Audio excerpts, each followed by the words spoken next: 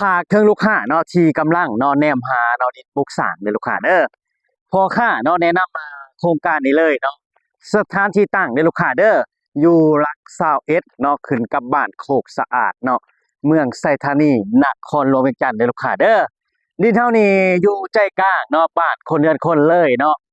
ถือว่าทำเลเนาะซื้อแล้วเนาะเฮาสามารถขายเก็งกำไรได้เด้อลูกค้าเด้อและจุดขายเด้อลูกค้าเด้อ จุดขายของโครงการนี้เนาะถือว่า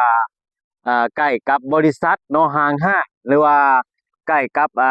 โรงจักรโรงงานเนาะที่สำคัญในลูกค้าเด้อใบตะดินเนาะทางบริษัทเฮาเนาะหันเป็นใบตะดินปลูกสร้างเนาะ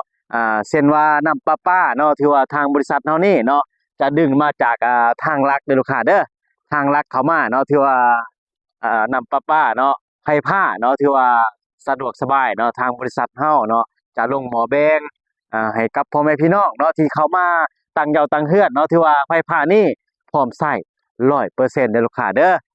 ถ้าว่าลูกค้าท่านใดสนใจเนาะมักบล็อกใดโซนใดอย่าลืมเนาะเข้ามาเบิ่งนำพอค้าได้เด้อ